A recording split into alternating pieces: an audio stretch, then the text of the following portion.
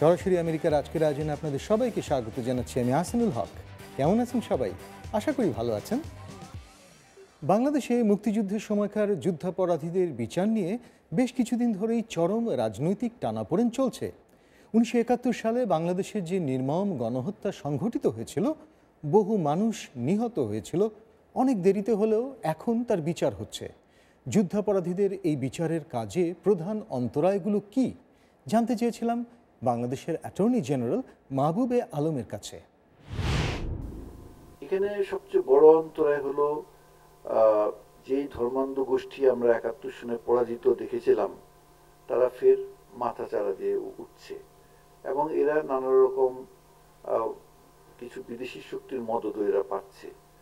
ইতিমধ্যে এদের নানা রকম আর্থিক প্রতিষ্ঠান, হাসপাতাল ইত্যাদি ইত্যাদি এরা প্রতিষ্ঠা করেছে, সেখানে তাদের প্রচুর অর্থেরও তাদের সংস্থান আছে।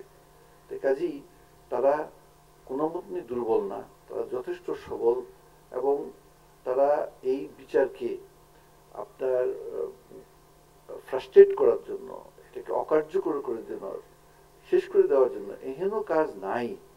বিদেশে লবিস্ট নিয়োগ করা, এই দেশে পুলিশকে আক্রমণ করা, পুলিশ হত্যা করা, তারপর এই আড়ি পাতা, স্কাইপির নানা রকম কথাই করা ইত্যাদি ইত্যাদি তো আছেই। আর তারপর নানাবিধভাবে সময় ক্ষেপণ করা। তো এই মামলাগুলো আরো আগে যদি শেষ করা যেত তাহলে আমার মনে হয় এই সরকারের সময়ের ভিতরেই শেষ করতে পারতেন।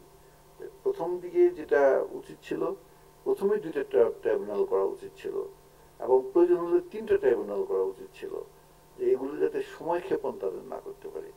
এবং আমাদের আইনজীবীরা একটি জিনিস বুঝতে পারেনি, যে জামাতের যারা ওই যুদ্ধাপরাধীদের যারা ডিফেন্ড করছেন, তারা যে কিভাবে সময় নিয়েছেন মামলায়, এই সময় ক্ষেপণগুলো করেই তারা এটাকে দেরি করে দেওয়ার চেষ্টা করেছেন। যুদ্ধাপরাধীদের বিচারের ব্যাপারে আমি এখনো আশাবাদী। তখন দেশের যুব সমাজ যাদের সাথে আলাপ করেছি, আমি যখনই রাস্তায় গিয়েছি আমাকে একই প্রশ্ন শুনতে হচ্ছে, স্যার ফাঁসি কবে হবে? এই একই প্রশ্ন। এই যে উৎসাহটা থেকে মনে হয় যে নবপ্রজন্ম এরা চায় যে এটা বিচার হোক। তো এখন আমি আশাবাদী এটার ব্যাপারে, যেটা নিশ্চয়ই শেষ হবে। অ্যাটর্নি জেনারেল মাহবুবে আলমের কাছে আরও জানতে চেয়েছিলাম অদূর ভবিষ্যতে কেমন বাংলাদেশ দেখতে চান তিনি। আমি একটা ধর্মনিরপেক্ষতা, উদারমনা এবং একটি জনহিতকর বাংলাদেশ দেখতে চাই, যেখানে গরিব আর ধনীর বৈষম্য আকাশ পাতাল হবে না, যেখানে সব ধর্মের লোক, সব জাতের লোক,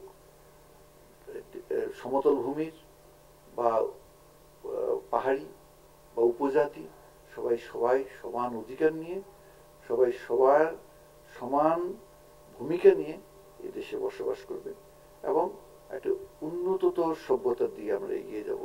যে সভ্যতা ধর্মান্ধর দিকে না, যে সভ্যতা মৌলবাদের দিকে না, যে সভ্যতা চরমপন্থার দিকে না, যে সভ্যতা সহনশীলতার পক্ষে, যে সভ্যতা একে অন্যের কথাকে সহ্য করার পক্ষে, যে সভ্যতা আইনের শাসনের পক্ষে, যে সভ্যতা একটি সন্ত্রাস মুক্ত সমাজের পক্ষে।